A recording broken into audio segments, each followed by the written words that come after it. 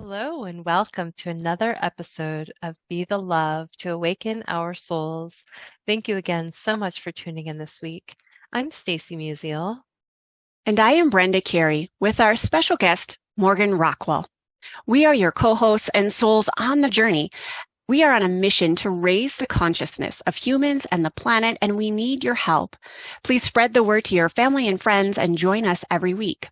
Consider becoming a Patreon supporter or a sponsor to help with the operating costs like editing and the many hours we spend creating these shows with quality guests and content. And if you have resonated with our mission, support us in a way that raises your vibration to love. And if it feels safe for you, I'd like to begin by inviting you to get centered with us. I'd like to begin by inviting you to take a beautiful cleansing breath in through your nose and out through your mouth, releasing anything that is keeping you from being present. And take another deep breath in through your nose, breathing in calm, peaceful, loving energy, and breathing out anything you are ready to release. And take one more breath in through your nose, breathing in light and love for yourself, and imagine breathing that light and love and send it back to all of humanity, remembering that you always, always have your breath to come back to. Our guest today is Morgan Rockwell. Morgan is a certified Akashic Records practitioner and healer who assists others in mending broken hearts. She works through the Akash to bring about healing from many directions, including soul lineage and ancestral lineage to release trauma in the DNA and soul codes. Thank you so much for being here with us today, Morgan. Thank you so much for having me, and what a beautiful, relaxing welcome. I really enjoyed that. So can you tell us about your spiritual journey and just what has led you down this particular path? Yeah, absolutely. So I've always been interested in the Akashic Records ever since I was a little girl.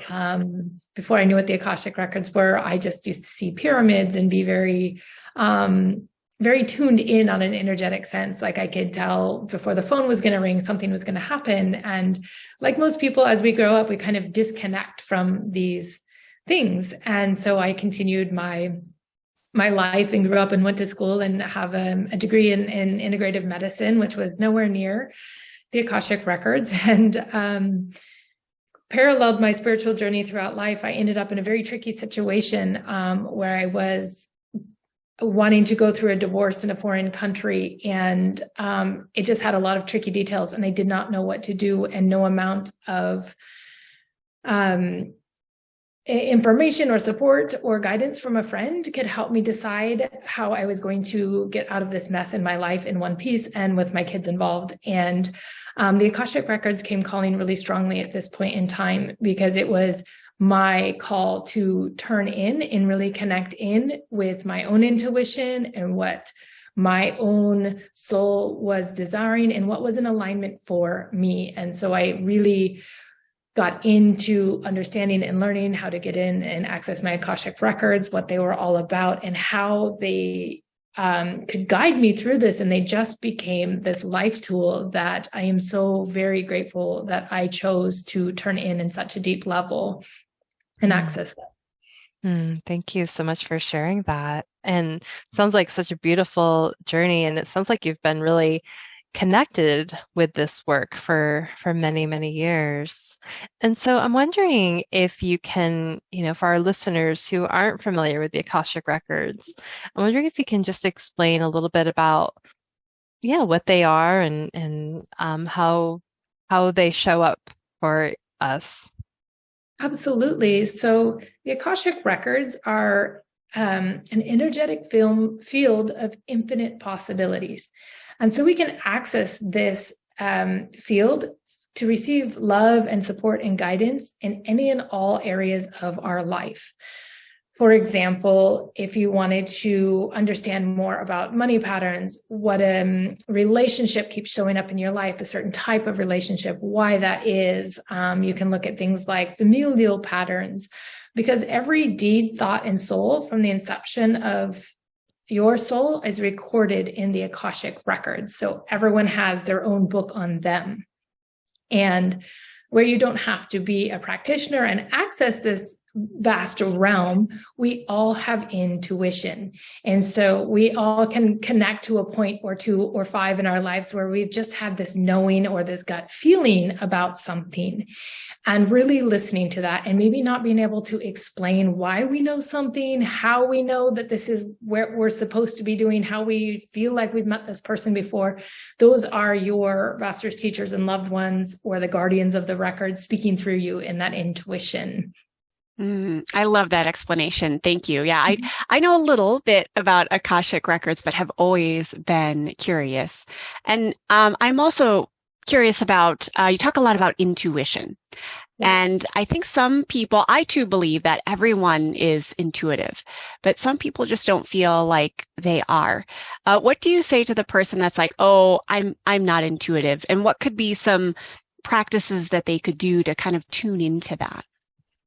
Sure. No, I'm with you. I agree. Everybody's intuitive. And ironically, through my class of when I was taking courses to study with my teacher, accessing the Akashic Record, other fellow practitioners were like, I'm the least intuitive person in the world. And yet they could get into their records because intuition speaks to us all in a unique way.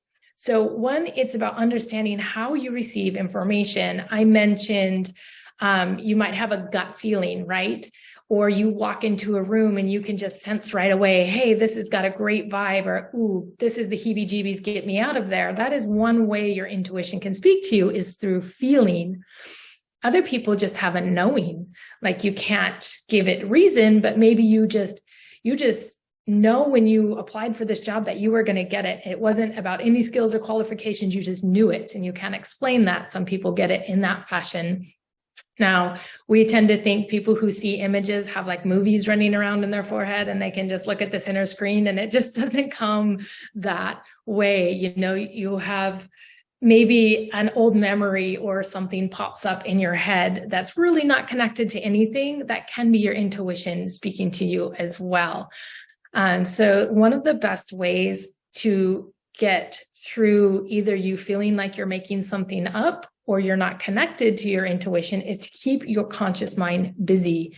And you can do that by just free writing.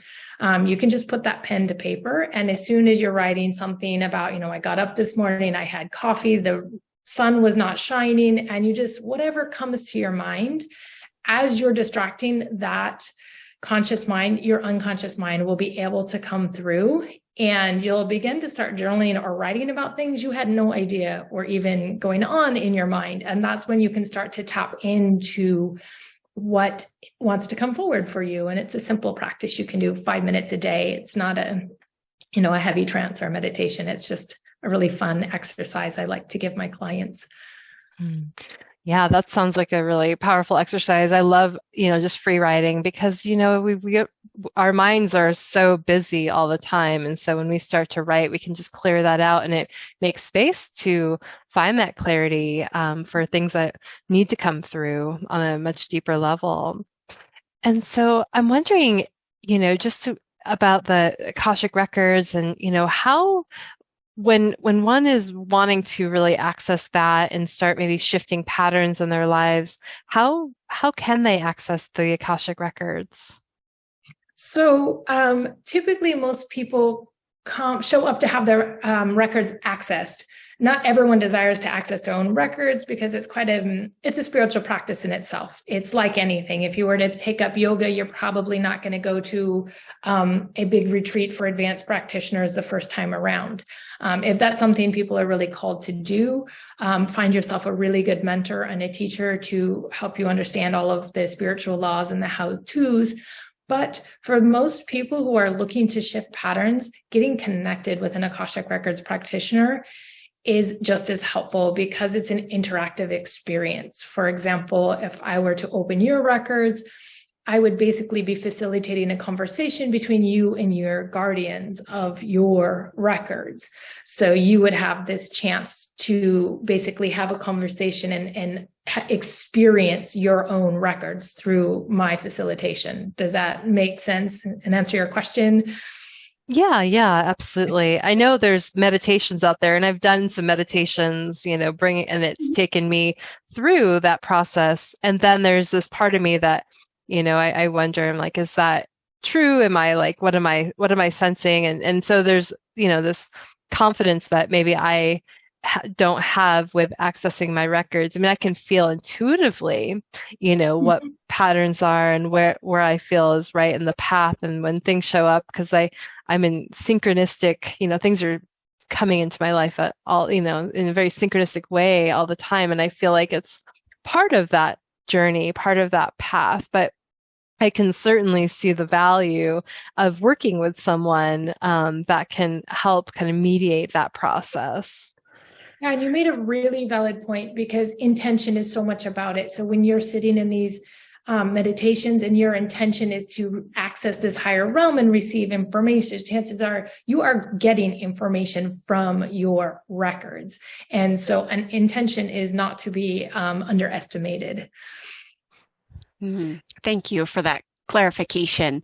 I am really curious about how the Akashic Records or how trauma can be passed down through an ancestral line, and how do you use the Akashic Records to access that in our ancestry from kind of a generational perspective. In our podcast episodes as of late, we're kind of doing a feature on how to release trauma. And so Stacy and I were really curious about, how do the Akashic Records kind of fit into this releasing ancestral trauma? Yeah, absolutely. And it's such a beautiful topic right now. So many people are interested in healing this really deep trauma that comes from lots of generations. And I love it. And so I'm going to start with like a Western study. There was some, they were rats or mice, one of those lab animals. But so there was a generation of rats who received a shock just before they were able to eat. And so they began to associate this trauma with food, right? And so they shock food. And so this generation gave birth to a brand new generation. This new generation was not shocked, but every time they went to be introduced to food, they measured their nervous system had the same shock trauma that the generation previously had without the electric shock. So you can see from this type of studies how we can actually pass down trauma. And so in a larger sense, in how that would look for us humans, it can be something as a pattern associated with how your parents, your grandparents, your great-grandparents gave and received love, how they brought in money patterns, how they brought in, maybe there was a secret somewhere in the family that kind of swept under the rug, because back in that time, it was well appropriate not to speak about something. Where in this day and age, we've found out that it's more healing to bring things out in the open and to talk about it. So these type of things can be carried forward in our DNA. And so by accessing the Akashic Records, you can go in and ask what ancestral patterns are ready to be healed. How many are you, carrying? And you can go by category. If you're, you feel like everyone in your family has had a divorce, or maybe there's a familial pattern of all the women who get sick when they're in their 50s, and you're like, God, I don't really want to sign up for that. What is that? You can look and see where that came from. And you can actually go in and heal that line. You can clear that timeline of that trauma. So it is no longer present for you, any generations going forward. And it does provide healing going backward. And that trauma is actually held in the DNA. So you will begin to clean out that trauma from the cells. That's where that memory is stored. Wow, such a beautiful and powerful process. I just get excited when I think about that, because I think we're such in a beautiful time in our planet right now where, a lot of people are being called to do this work. And I've been doing a lot of this work in the last couple of years myself, and just seeing, I haven't necessarily worked with the Akashic Records, but I've done a lot of the ancestral healing and the patterns of my own family. And so, but I'm curious, as you're, getting specific with the Akashic Records, how does that energy get cleared? Are there certain processes that people can use or that you use in your, as you're working with somebody? What does that look like? Yeah, so one, being really aware that the ancestors are showing up right now because they really want to support us in healing. And what may look like trauma for me might not look like trauma for you, or it might not look like trauma for your ancestors back in their time, like I pointed out. So some of them are here to help us modernize. So maybe the way your great-great-grandparents gave and received love was totally acceptable for that time and place, and it functioned for them, but it's not functioning in your relationship. Allowing this sort of grace period to evolve, you can notice these patterns by noticing patterns in your own life of what may not be working. This might be an ancestral trauma. That starts to begin to healing it in itself, just bringing it to the surface and thinking about it. There's definitely a lot of trauma-informed coaches out there right now. As an Akashic Records practitioner, I use a whole different repertoire of energetic tools to clean that timeline and the records. You always can utilize the healing abilities of your masters, teachers, and loved ones, your guardians of your records. When your records are open and you are in there working, they assist you in healing this, and they really help transmute things across all space and time, back to love and light, back to be recycled, like you were mentioning in your beginning meditation. So a lot of the healings that I do personally are very experiential in that fashion, where somebody can actually walk through their own timeline, have this experience of what happened, and either unfreeze an ancestor from a moment they're frozen in, or let go of a pattern that needed to be healed, and then allow everything to come forward in a different way. Could you maybe share with us an example or a story of someone? Because I'm really curious, what would be I would call it like a trigger or something like that, that I'm like, for me as an empath, I kind of know when something isn't mine. It might be a pattern super subconscious that I'm not even aware of. And then when I pause and I'm like, wait, that's not mine, but it's kind of a triggering thing. And so how do I don't know if you've worked with someone where here was the trigger, and how did we work through that, identifying that wasn't theirs, it was from generations past, and what did it look like on the result side of that? Yeah, absolutely. So triggers are really good teachers, and I love that you brought up that idea. And it's also, I want to give you a round of applause for knowing you're an empath and being able to recognize when it's not yours, because that is also a really big step in healing these patterns. So it's necessary for us to not feel cursed, quote unquote, if we see an ancestral pattern, because we don't have to partake. Just by us saying, you know what, I'm not partaking in this, is a very big intention, and that can help transform that. I was working with a client the other day who was very triggered by a quote about when your heart is ready to receive love, your soulmate will show up. And this person had been working like their soulmate should have been here. They just didn't get it and understand it. And really there was still underneath in the subconscious, this pattern of having to be this, what it meant to be in a perfect place to be a bride, right? And it was this very familial pattern that came back. They had to have all of these checks and the other boxes checked, right? It was about self-worth in a really, really big fashion. And that came from an ancestral pattern over something that had happened over a marriage that actually did not happen. It was supposed to happen and didn't happen in their family timeline. And it carried through as this person feeling like they weren't worthy to attract their soulmate. And once we were able to heal that, the client was able to really, really connect to this deeper sense of unconditional love and not have so much anxiety around the fact that they were missing this soulmate or they were going to miss out on this opportunity. It really filled this gap for them, and they really began to be enough for themselves. And let's see, I believe that this person will meet their person very, very soon. Time will tell, but removing these really big blocks allows someone to be more calm and comforted and way more connected to their own source of love. And my examples are all going to be around love because that's where I work in, is around breaking home. So yeah. That's beautiful. Yeah, it is the highest vibration, right? So everything comes back to love. And when we can really see things in love, we can, it moves that energy on such a deeper way.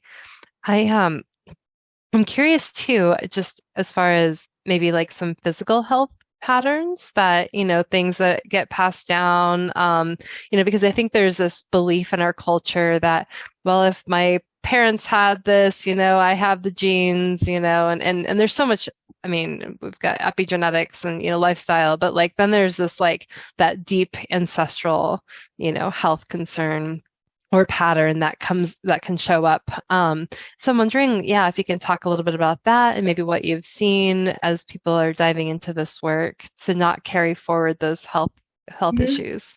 And I agree with that wholeheartedly. And yes, we do have genetics. And I love epigenetics because I feel like this is where the switch, because epigenetics says that they don't actually have to activate, right? So I feel like this is where our window of intention and healing and looking at past trauma can come in and keep those, genetic markers neutralized so they don't turn on. Most 80 to 90% of health issues, there is some sort of unresolved emotional issue or pattern behind it. And so it typically goes back to somebody not getting what they needed in your ancestral line. It's typically around love, an area of fulfillment of nurturing. It could have been something that happened when they were little that they carried this very deep wound with them. And you can go up the male side, you can go up the female side, and the wounds can look very different. But oftentimes it's something that has not been healed, or there has been no light shed upon it, and it starts manifesting as a physical situation that can be passed down and down. And so doing this work is really valuable because you can go back and you can look under the rug, so to speak, of what is really manifesting as these physical ailments. Yeah, thank you for that. I think there is, like I said, that little window of epigenetics where we don't have to activate the gene. And that's important to remember because I think people really kind of can get into this victim mentality. It's like, well, this is just the way it's been in my family for years and years. And so it's kind of empowering, I think, to know that we can shift that energy through different practices. And I'm wondering how does this impact us? Like you mentioned, the woman before, like looking for love, or if there's another example, like what's the shift you see that we've looked back, cleared and healed some of this ancestral patterning, and how does that help us move forward? Like, what does that look like? Yeah, I'm going to give you an example from my personal experience. And because it does have to do with a health issue and a healed pattern and the after. So in my early 20s, I had a very debilitating case of multiple sclerosis. And it was, I was told then I probably would never work. And, my life was pretty much going downhill right away, where I did not have any diagnosed females in my family. There had been this strange sort of health stuff that occurred in a lot of the women in my family in their 20s. And so this kind of got me on a spiritual path. This is what turned me into integrative medicine, in all honesty, because it's like there was something inside of me that just, like you said, when you're an empath and you knew it's not yours, this was not mine. And I just knew that this was not me, and I could not explain that. And it was more than denial of having this big diagnosis put upon me at 23, 24, whatever I was. And so my path looked like this and this and this. And then after working in the Akashic Records, I was able to go back and understand this familial pattern I had chosen to carry, and have done a lot of work around healing it. And when you talked about being, we can be a victim about, oh, well, this is going to happen to me. I even had to do a lot of really deep work of looking at the unconscious victim I was playing. And that takes a point of perspective of really suspended judgment and total curiosity to really dive into that subconscious and say, what aspect of me is still holding victim to this?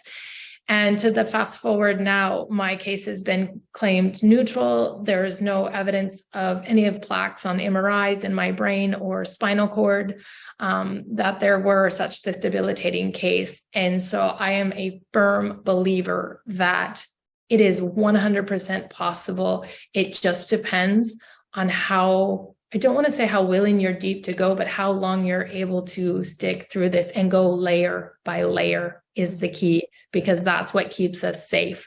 Back in my 20s, I would not have been able to look at playing any sort of conscious or unconscious victim without frying my nervous system and, continuing to heal the way that I would be now in my 40s. Wow, what a beautiful story. And just so, telling of how important and how vital this work has been for you in your life, and such deep, profound healing. And so you mentioned, layer by layer. And I think it's important to recognize that healing does come in layers.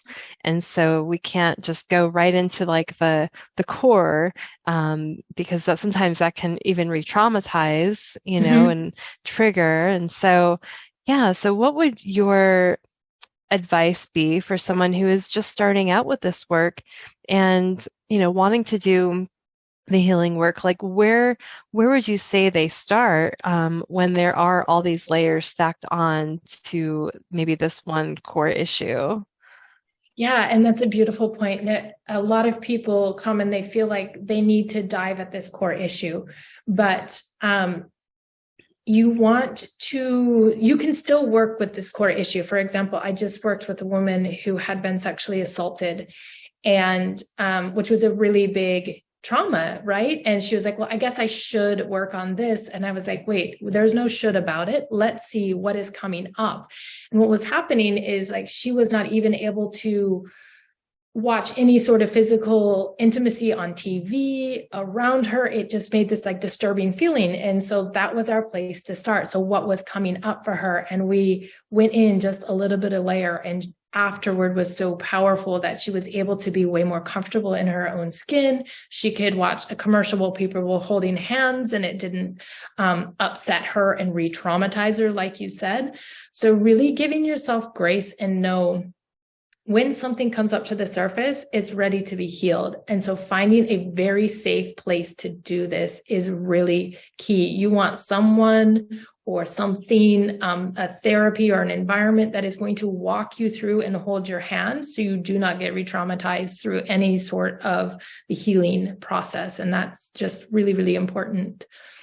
Thank you for bringing that up, because yes, there are many layers, sexual abuse being one, which I think can go into generations past, considering particularly women's lineages, mine as well. What other, like, I would say, common lineage trauma issues have come up for you as of late? I know you mentioned you work a lot with heartbreak and, mending broken hearts, but are you seeing like certain like common themes, like this is really coming up a lot for people, or have you noticed anything?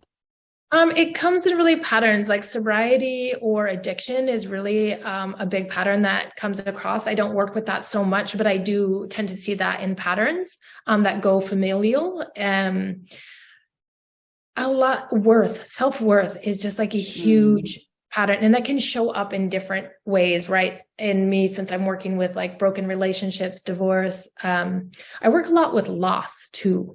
And loss can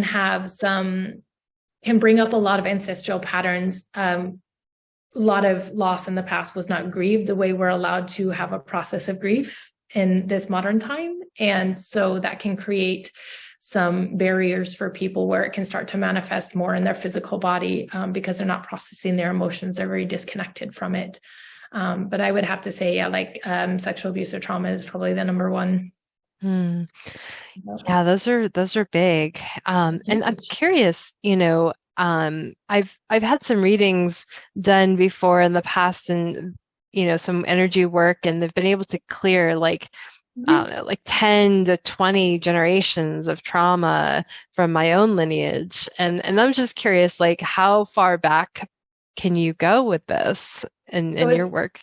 Yeah, it's far and wide. We have a genetic lineage, like we've been talking about this carrying through our DNA, our great-grandmother, our grandfather, and you can go back as far as the timeline exists, but we have our soul lineage. Our soul has been in other spaces and times that are connected to other experiences, and those experiences too can come in. So it's looking at different timelines, how you spin the compass, I suppose, and understanding which way you want to clean it and clear it. And that's why I think I've loved working in the Akashes, because it's just so far and wide, this reach, because it comes in from places you might not expect it. That's so fascinating. I hadn't thought about that. When I think of lineage, I think of like my blood family tree. Yeah. So explain that a little bit more so my brain can wrap around that. So when you say like is it like a spiritual lineage? Since like your soul has, like, you have a soul family. You're not always just connected to the same people you are in your genetic family, in your family tree.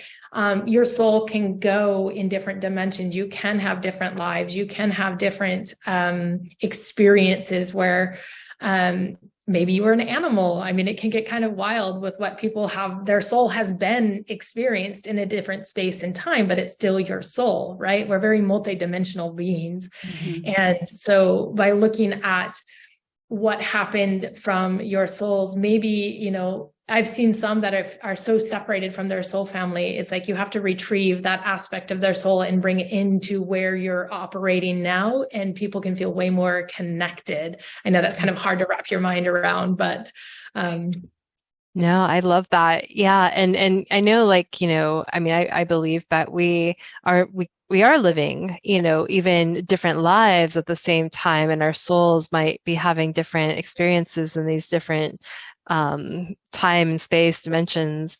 And so the Akashic Records I'm hearing is really working along all those like parts of your soul, like in all those dimensions and different lives that you might be living in this space. Yeah, and so probably the easiest way to think about it is, so like anything that traumatizes you, if you break your favorite coffee cup, right, that could be so traumatic. And so also having a really, really terrifying experience and a very big trauma. And so anytime we experience trauma, bits of our soul can kind of scattered.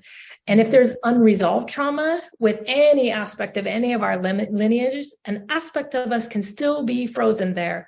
Maybe the emotional aspect of yourself is still there because they are just so sad over what happened, or they're so scared over what happened that they just kind of froze. And so being able to go look in all of these places and see where you're kind of frozen, that's where the healing takes place. You can unfreeze them and bring them back into wholeness, into completion, release those aspects back to the cosmos, so you feel this trauma isn't being relived over and over and over again. Does that provide a little more clarity when spoken like that? I know it's still a little bit out there. No, it's right up where it resonates deeply for me. So I'm curious, how does this impact have on like our DNA? I mean, I know we talked a little bit about genetics, but like, what are the shifts that occur on a DNA level? The energetics, that trauma can actually be like a really low vibrating frequency. It can be a lower frequency. It can manifest as physical symptoms. It can manifest as depression. It can manifest as these kind of unconscious patterns that you're living over and over. And when you're aware of them and break them up, you're going to start feeling better. You're going to have better physical health. You're going to have better, maybe a mental, emotional stability. Things might not trigger you the way that they did before. And that's a very good sign that this DNA is being cleaned out and sort of revitalized. We have aspects of our DNA that are active and aspects that are dormant.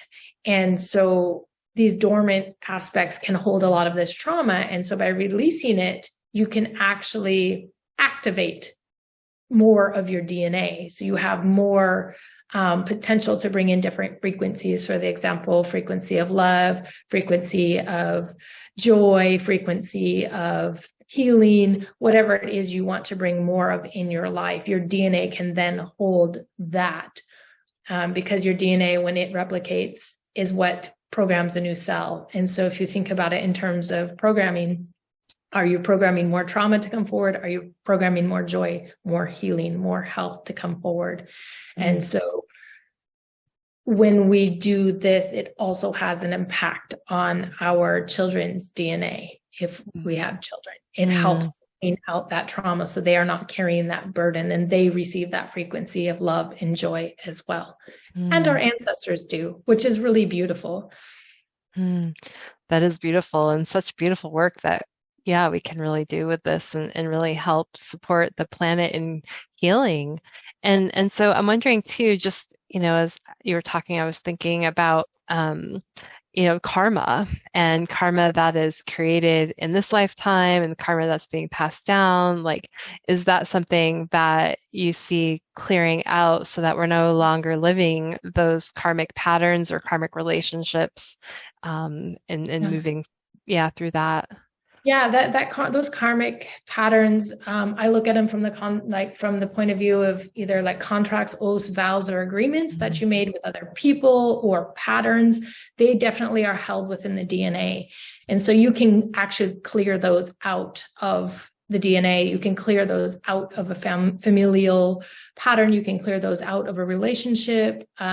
We have the ability to rewrite our own contracts. We have the right to clear them. We have the ultimate power to intend how we live this current life. And so it's just kind of dusting out the cobwebs and looking back in places we might not have thought. I've come across some wild ones doing past life regressions, which I know a lot of people associate the Akashic Records with. And they're kind of fun, but it's not the only thing, but they really are helpful when wanting to go in and be like, what is this dynamic that I am having with my mother? I cannot figure it out. And going back and then seeing, is there some sort of agreement we had in another life of how we're showing up now? Something like that. And by clearing that, it creates this space for this more authentic relationship to come forward, a more authentic experience in this life from whatever direction you're clearing it. I love that. And when you mention rewriting these contracts or clearing them, how does one go about doing that? Is it just intention, or is there like a process that helps do the rewriting and the clearing? So I do that with pretty much every healing, but being aware that you might have a contract with somebody, also just stating the intention to null and void and clear any contracts that you may have with this person, known or unknown, seen or unseen from this lifetime or the past. Like, you can just write a statement and intend it. Intention is very powerful because we are sovereign beings and we have free will. So it's about stepping over that line and not being victim to, okay, there was a contract, but I don't have to fulfill it if I don't want to. I have the choice to change that. And that's where that intention can be so super powerful. And how much, that sovereignty that we really have, that we can choose to, shift that energy and rewrite our soul contract and how we want to move forward in this lifetime. And I think, we are in such a beautiful time on our planet where we're recognizing our sovereignty and the energy that we're, shifting consciousness right now. And we all have this, this beautiful, empowered, experience that we can, really move into that. And once we recognize our empowered sovereignty. It's true. And I think by doing this work and healing any ancestral trauma, we are stepping back into our power and out of the power of those patterns. And that is what really drives our life forward into a different way. And it's always about making the choice, coming from your sovereign point of view, coming from recognizing there might be these patterns, but I'm going to choose differently. And as this healing can occur. Yeah, and you mentioned earlier too, just about, that maybe something that our ancestors thought, that that's the way it was and that was serving them, but recognizing, yeah, it's not just about how it wasn't serving them, but, and it's not serving us now, and the patterns that may have served us, as children to keep us safe, or, um, in whatever was happening in those moments. But now we do get to choose differently, and we don't have to continue living out those patterns, whether or not they're from our ancestors or from our childhood, or however. Yeah, and that's a really important point, because a lot of patterns we create in our childhood is like we have a very appropriate response to whatever age we are, whatever is going on. Mm-hmm. But the way your 5-year-old managed a situation is not going to be serving you in your 30s or 40s or beyond, because you've reached your full development of cognition and emotional capability.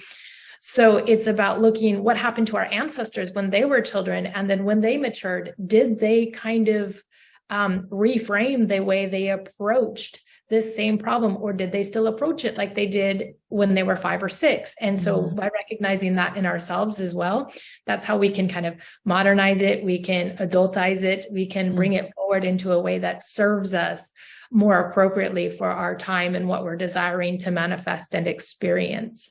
Yeah, I like how you said, how it serves us. It's interesting. I had this come up just earlier this week in the work that I do with holistic lifestyle coaching.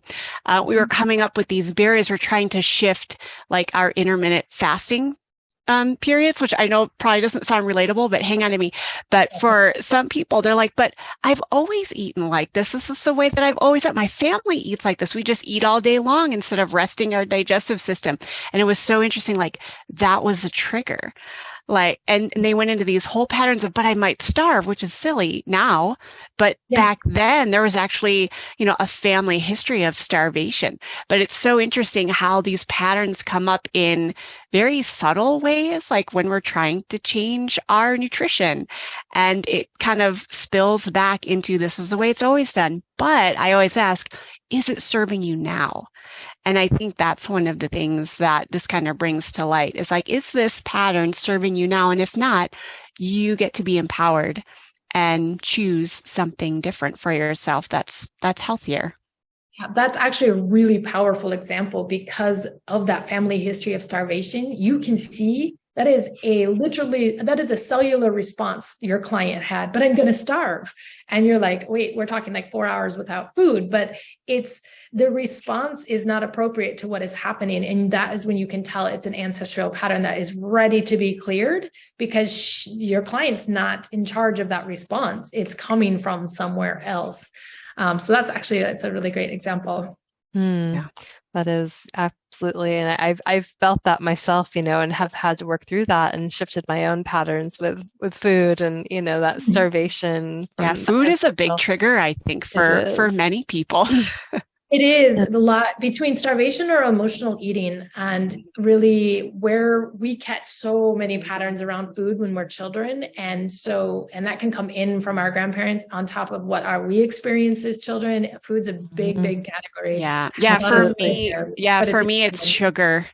Yeah. For me, it's like the sugar addiction that I am constantly like checking in, because like it's the sweetness of life. And I don't think my family always valued like the sweetness and the joy of life. And so it comes out as like, I'm craving sugar, but I know it's not mine. Yeah. And so this is a really great place. You can start asking yourself like, okay, how can I receive more sweetness and a joy in a way that serves me? What are some areas that I can be fulfilled in my category of sweetness and joy? How can that show up? Show me how. And so by really understanding the difference of the two, you're going to start rewiring that brain. And affirmations are such a good thing to do, or a mantra. The brain does not know the difference between the truth and a lie when you're telling it a bunch of words. And so by you recognizing the sweetness aspect and sugar is related, start replacing it with something else that brings you just as much sweetness and joy, and create a mantra or an affirmation. And that's going to start clearing out that cellular clutter and that old cellular talk and debris from your ancestors to let you kind of reprogram yourself. Yeah, I love that work. I'm actually looking forward to that. Yay! I love that. I love that. And so, Morgan, I'm curious, as you're doing this work and you're bringing forward your vision and everything that you've been following in your path, what is your big vision and the big picture for this healing work and how you see it really supporting the changing of our planet? I just believe the more people that are connected to an internal source of love helps create them to be far more unshakable in the terms of trauma, and it keeps them far more sovereign. The frequency of love is so much higher than the frequency of, unlove or being in distress or suffering. And by really understanding we all have this divine well of love inside people, further than understanding, experiencing it. And so my goal is to really not only mend broken hearts, but really connect people into that internal source of love that is actually kind of connected to the greater whole. So we do raise that vibration of the planet. We are clearing out things. We are accepting the assistance of the ancestors that are really, really here, showing up in a big way to assist us in healing. They want to support us. And so really connecting people into that is really another beautiful thing that I see in my work. Thank you very much, Morgan. What a beautiful way to wrap up this episode. So please tell our listeners where they can find you and anything you're currently working on. Yeah, so you can find me at morganrockwell.com. I have a pretty active Facebook page where is Morgan Rockwell 111, I do believe, at Facebook, and you'll have the links in the show. But I do a lot of free healings. I run a lot of free masterclass series, heart mending masterclass series. I've been currently working on what I call a love journey clearing and recalibration. And that's basically the sum total of events in your life or your ancestral life that have contributed to how you give and receive love. And we clear out any old energies that are no longer serving you, and then recalibrate your source of love to one that does serve you. I'm also super excited. I just have put together a DNA activation where it's an actual activation, clearing, and then an activation of your DNA, that inactive portion I was talking about, to tune to the frequencies of unconditional love, divine abundance, and pure joy. So I'm super excited to be playing around with this one for clients. That sounds beautiful. Well, thank you so much. And thank you for listening to Be the Love podcast. We are excited about our upcoming Awaken Your Soul Costa Rica retreat on November 6th to the 12th, 2023. We would love to have you join us for a beautiful and vibration raising experience. Check out the webpage with details and registration in the show notes. And thank you again so much for listening to Be the Love podcast. If you've enjoyed listening to our show, please share the love by sharing it with your friends and family, giving us a 5-star written review on iTunes and Spotify, or liking us on Facebook. And please consider supporting our mission to awaken our souls with a monthly donation that helps with the operating costs of this podcast so we can continue to spread the love. To contribute, please visit our Patreon website at patreon.com/Be the Love podcast. And stay tuned for more episodes being released on Mondays at 5:55 a.m. Mountain Time.